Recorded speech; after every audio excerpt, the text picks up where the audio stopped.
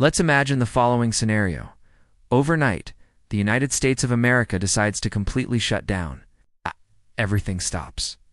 Shops close, planes stop flying, the stock market freezes. The federal government ceases all operations, and even digital services hosted in America grind to a halt. The lights go out in the world's largest, most influential economy. While it sounds like the plot of a science fiction movie, the idea of America shutting down is an effective lens to examine just how interconnected and reliant the world is on a single nation, and what the consequences would be both domestically and globally. So what exactly happens if America shuts down? Let's break it down step by step. To begin with, a basic shutdown means the cessation of nearly all government activity. In reality, the American government has partially shut down before, usually due to funding disagreements in Congress. But even in these cases, critical operations like the military, emergency services, air traffic control, and the postal service continue. For this thought experiment, let's push it further. What if the entire country ceases functioning? All sectors, public and private. It's not just the government, but the whole economy. Transportation, communications, finance, healthcare, everything. First, let's look at the immediate effects inside the U.S. Imagine you wake up and nothing works. There's no electricity. Your phone won't connect to a network. ATMs and credit cards don't work. You can't pump gas because the stations are closed. Grocery stores have locked doors, traffic lights are off, hospitals close their doors, police do not answer calls, and the federal and state governments are unreachable. There's a haunting silence, no morning radio, no news update, not even internet memes. Americans, over 330 million people, have become instantly isolated in a vast country used to everything running on time. Water treatment facilities stop, trash collection ceases, public transit halts, flights are canceled, trains are locked, highway rest stops are shuttered.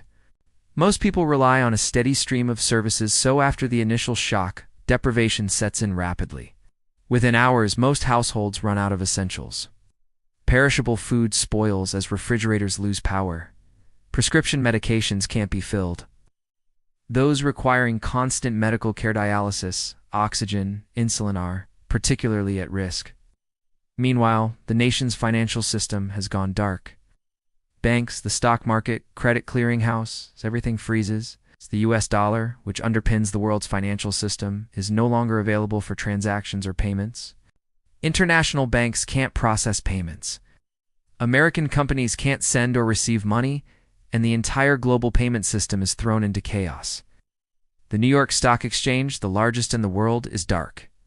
Global investors instantly panic. This domestic paralysis triggers a profound international crisis. America is the world's largest trading nation. It imports goods from nearly every country and exports to most of them as well. Ships on their way to U.S. ports are left floating in harbors. Cargo planes waiting for clearance are stuck on tarmacs. Goods in American warehouses, electronics from Asia, furniture from Europe, machinery from South America, can't move or clear customs. The global supply chain, already fragile, shudders and then shatters in several key places. Consider oil. The U.S. is both the world's largest producer and consumer of oil. Pipelines and refineries shut down, removing millions of barrels a day from the global market. Oil prices swing wildly, markets spiral, and countries that rely on U.S. imports or exports suddenly have no options. OPEC nations, European refiners, Asian powerhouses, they all scramble to adjust.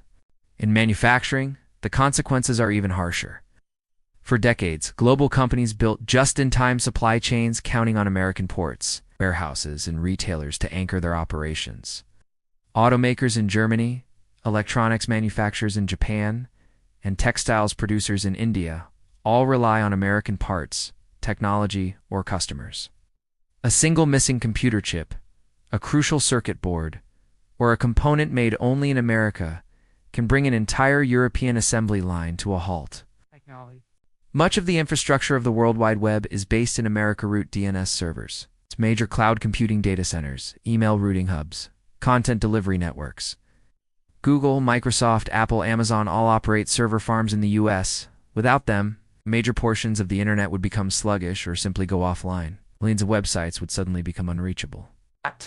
International companies relying on American cloud services would see operations falter or fail.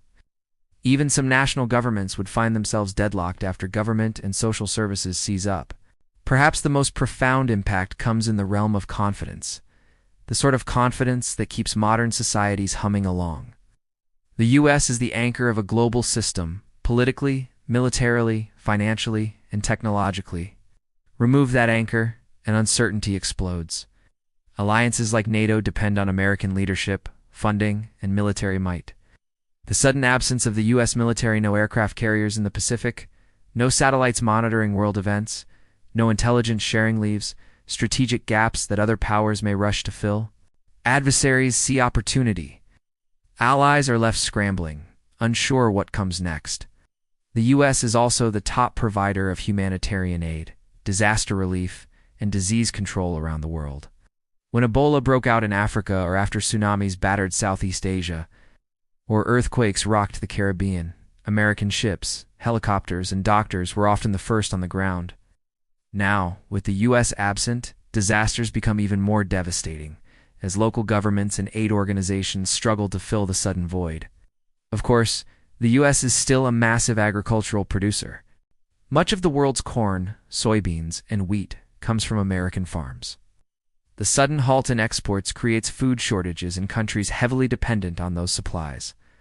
Prices leap, panic buying sweeps through local markets, and governments are pressured to find new sources quickly. Let's consider another angle: information. The U.S. is the base for many global media outlets: CNN, AP, New York Times, Reuters. U.S. operations, so a shutdown produces a fog of uncertainty.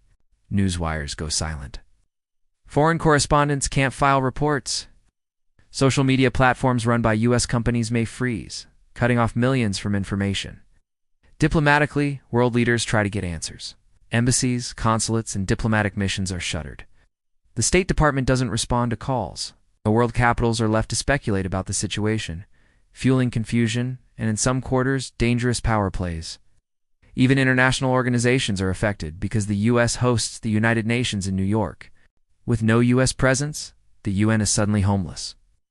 Staff can't access their headquarters, key meetings are canceled, and major negotiations are postponed or derailed. You may wonder, could the rest of the world just carry on, work around the U.S., and move forward?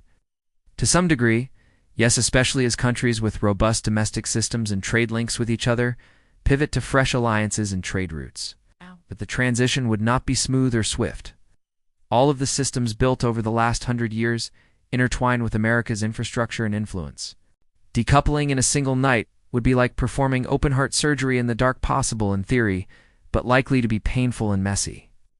After the first days, the global response pivots from panic to problem-solving. Countries begin emergency conferences.